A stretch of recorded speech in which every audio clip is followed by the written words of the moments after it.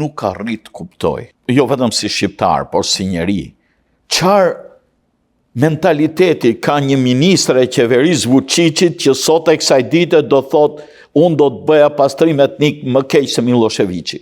Sërbet, malazes të njëjta gjë, urrëtitjen më të madhe që e kanë për dikën e kanë për shqiptarët.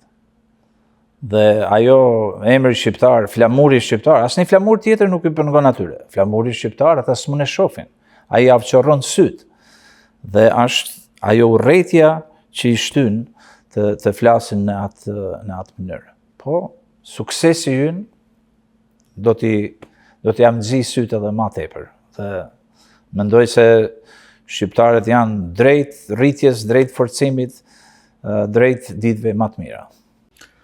Natyrisht në këtë mes edhe raportet me Shteteve të Bashkuara janë forcuar her pas here, sikurse përmendëm nga presidenti Clinton, mëtej edhe nga presidenti Bush, i cili miratoi pavarësinë e Kosovës, futjen e Shqipërisë në NATO, krijoi një ekuilibër të ri për Shqipërinë edhe për rajonin, për të bërë zëdhënës edhe interesave shqiptare, sepse ishin interesat e një populli të shtypur, ashtu si që shohim sot e kësaj dite, qoftë me shqiptarët në Maltëzi, qoftë me shqiptarët në Maqedoni.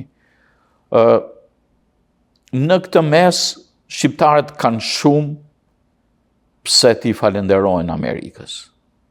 Në këtë mes, kuptohet pse shqiptarët janë populli më pro-amerikan në Evropë. Çfarë do shtoje, çfarë faktorësh të tjerë mund të luajnë në rol në këtë mes, edhe pse situatat e ndryshme që krijohen, qoftë në Shqipëri në kohët e fundit e këto tjerat, që dikush mund t'i perceptonte si një protest anti-amerikane, nuk ishin asgjë anti-amerikane. Po, Shqipëria, si që thash më herët, si vend i vogël, jo shumë i fuqishëm, me pas një mik të fortë, si kur Amerikën duhet të ruajnë shumë mirë. Dhe mendoj se edhe në këtë kohën tani, duhet të kenë shumë kujdes. Amerika ka interesa për Shqipërinë, por ne kemi ma tepër interesa për Amerikën. Prandaj ne na duhet Amerika shumë ma tepër se Amerikës i duhet Shqipëria. Por edhe Amerika ka interesat e veta. Pozita geografike e Shqipërisë, pozita strategjike, është shumë e rëndësishme. E pam në luftën tani me Iranin, disa shtete evropiane refuzuan t'i lejojnë aeroplanët amerikanë të fluturonin nga bazat e tyre. Por nëse dikun e refuzojnë, ata duan me gjithë vend tjetër. Shqipëria është një vend shumë strategjik që mund të përdoret për nevojat e Amerikës në të ardhmen. Prandaj, mendoj se aty ne ju duhet Shqipëria. Por, çdo herë kam thënë që arsyeja kryesore e intervenimit në Kosovë ka qenë ndalja e gjakderdhjes, ndalja e genocidit që ka bërë shteti serb, por po ashtu ka qenë edhe largimi i influencës ruse nga Ballkani. Që nga viti 90 e këndej Amerika është munduar në çdo mënyrë të adopsoj Rusinë. E kemi parë, janë shkput vende të shumta që kanë pjesë të Bashkimit Sovjetik me ndihmën e Amerikës. Këtu ka qenë edhe Shqipëria, edhe Kosova. Amerikës i ka interesuar një Bashkim Sovjetik apo një Rusi sa ma e dobet. Edhe mendoj që kanë për një kohë shumë gjatë e kanë dobësua, megjithse prap ajo Rusia e fortë, shumë e pasur me pasuri natyrore tjera prap ajo është ngrit, por nuk është më ajo që ka qenë dikushme. Ka humbur territore influencë të jashtëzakonshme. Kjo është tu i falenderuar Amerikës. Se në të kaluarën, gjatë luftës së ftoftë, kur në historitë Amerikës nuk ka qenë një konkurrent aq i frikshëm sa ka qenë Bashkimi Sovjetik. Amerika ka kaluar kohra shumë të vështira në atë luftën e ftoftë, në ato përballje që ka pas me komunizmin, dhe kur i ka ardhur shansi për ta shtypur kokën komunizmit, Amerika ka bërë maksimumin që që të adopsoj atë ideologji dhe atë shtet që e ka promovua komunizmin. Si e kanë ruajtur shqiptarët dy gjëra? Fen, me gjithë presioni, edhe respektin dhe dashurin për Amerikën. Të dyja këto, për 20 e sa vjetë, kanë qenë në presionin më të madh për t'i mohuar të thuaj që dëgjoj e zërin e Amerikës në Shqipëri mund të përfundojë në burg nesër. Është diçka e jashtëzakonshme. Ndoshta është dëshira për liri, dëshira për, nuk e di, por dy gjëra janë ringjallur me forcë më të madhe me gjithë presionin që ka kaluar në vite. Feja nuk është diçka që mund t'ja marrësh dikuj, është private. Me sa do që është munduar sistemi t'ja heqin fen nga zemra njerëzve, nuk ka pas sukses. Kam në Shqipëri gjysmën e gjakut tim, nana ime ka qenë nga Kastrati, kam familjar atje mjaft dhe kam pas bisedime me ta që nga 93 që kam shku për herë të parë, dhe kishat nuk janë kënë funksionale, por fenë e kanë pasë në shtëpi. Shtëpijat i kanë kthye në kisha familjet malsore, ato që i njoh mas mirit. Nuk e di për zonat tjera të Shqipërisë, po në veri fenë e kanë pasë. Në familje e kanë pasë çdo ditë çdo natë. Jo, por unë bëra krahasimin jo pa qëllim. Siç është ringjall feja, ashtu ringjall dhe besimi tek Amerika. Jo vetëm si superfuqi. Edhe sot e kësaj dite, kur flasim për protestat që po bëhen në Shqipëri, që mund të ketë element të ndryshëm të infiltruar etj me radhë, prisnin gazetat e majta amerikane për motivet e tyre politike që këtë ishte një protest kundër Trumpit, kundër dhëndrit vetë, nuk është protest as kundër Trumpit, është protest për padrejtësitë që ka hasur ai vend nga administrimi i qeveritari i kohës. Nuk është tema e objektit, po kjo tregon që shqiptarët nuk largohen nga ato parimet e tyre, besueshmërinë ndër të tjera dhe besueshmërinë ndaj Shteteve të Bashkuara, pavarësisht qeverive që shkojnë e ndrojnë edhe në Shqipëri dhe në SBA. Unë mendoj se shqiptarëve janë bën shumë padrejtësi. Në kohën e komunizmit tjetën ma mirë se unë se i ke jetu ato. Padrejtësit janë kënë gjithanshme. Dhe Amerika kënë e simboli i drejtësisë. E kanë ditë se nëse jemi me Amerikën, nëse Amerika në afrohet, do të ketë edhe drejtësi. Njerëzit e kanë dashur që ndryshimi të bëhet, po janë kënë të pafuqishëm. Regjimi i jashtëm për tjera nuk kanë mujtë të ndryshojnë, po kanë pas shpresë, gjithmonë shpresa ka kënë të Amerika, zëri e Amerikës kënë ai që i ka ushqye me ato ide dhe erdhi koha që Amerika me të vërtet pati influencë në ndryshimin e Shqipërisë. Ke ardhur këtu 17 vjeç më te. I rritur dhe edukuar në Shtetet e Bashkuara.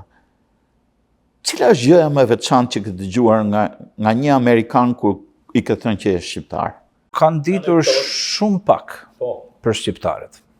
Unë kam studiuar historinë për 4 vite e gjysmë në universitet. Shqipëria është përmend shumë pak. Një 2-3 herë edhe ata kalimthi, po, shumë shkurt.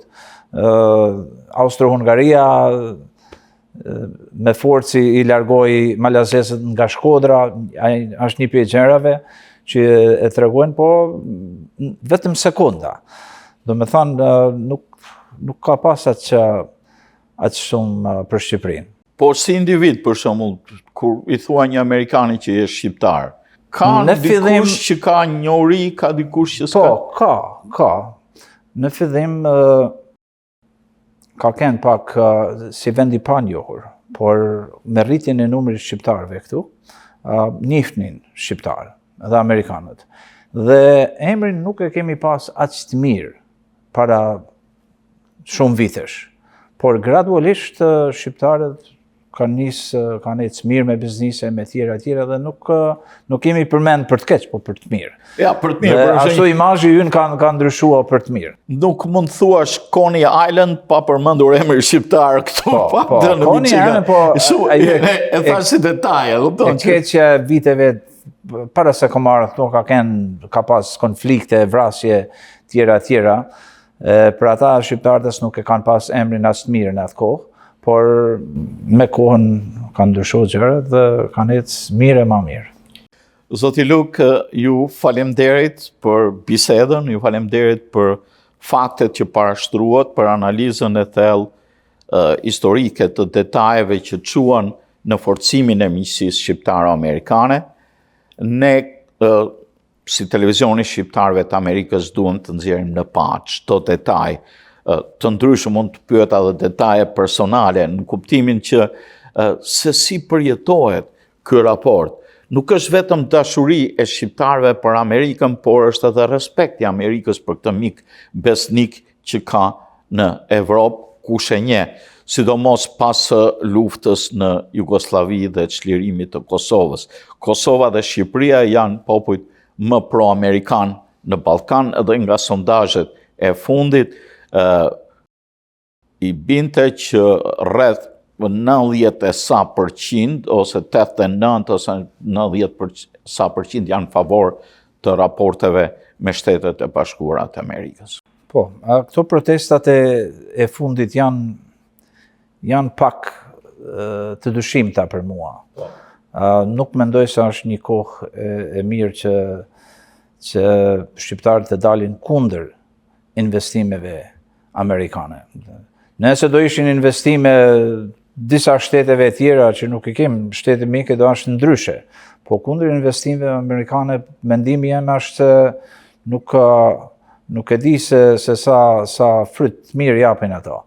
Jo, kjo është pamje më të gjerë, sepse asnjë njeri edhe nga ata që drejtojnë protestën nuk është deklaruar kundër investimeve amerikane, është deklaruar mënyrën se si vepron qeveria shqiptare me korrupsionin dhe janë element të qeverisjes, më shumë në mendimin tim, megjithëse element të infiltruar në një revolt për qindra mijëra mund të kesh nga cili do krah. Edhe kanë nevojë për protesta, nëse i shef punë në Shqipëri, sistemin arsimor, shëndetësor, korrupsioni është kanceri i asaj shoqërie, në atë aspekt, por për investimet mendoj se duhet të kenë shumë kujdes, se Shqipërisa ata i mungon.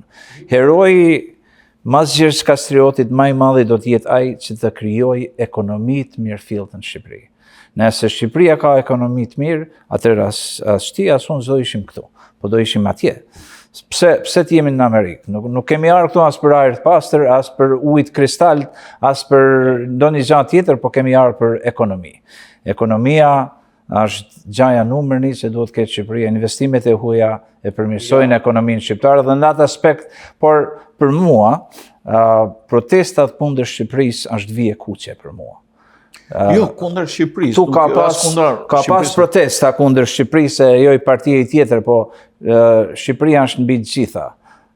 Partitë janë diçka tjetër, Shqipërisë unë nuk e shoh se duhet t'i bëjnë protesta. Fund vetëm duhet të them se shpresoj që Amerika do të jetë ajo motra e madhe që Shqipërinë e vogël do të vazhdojë ta mbajë përdore, se e themi shumë shpesh se ky është shekulli i shqiptarëve, po për të qenë shekulli i shqiptarëve, ky shekull Amerika duhet të jetë aty me Shqipërinë afër, duke mbajë përdore, duke e çuar përpara për t'i eliminuar të këqijat që i ka dhe për t'i qitë në dritë vlerat, pasuritë dhe mundësitë që i ka Shqipëria.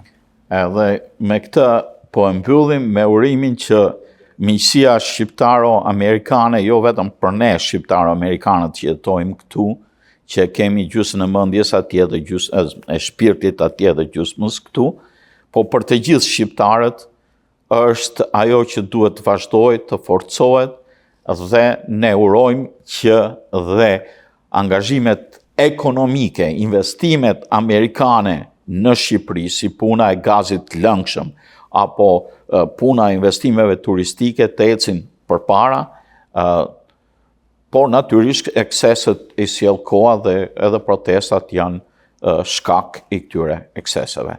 Me këtë po e mbyllim për të takuar në emisionet të tjera me të ftuar të tjerë. Zoti Luk, ju faleminderit.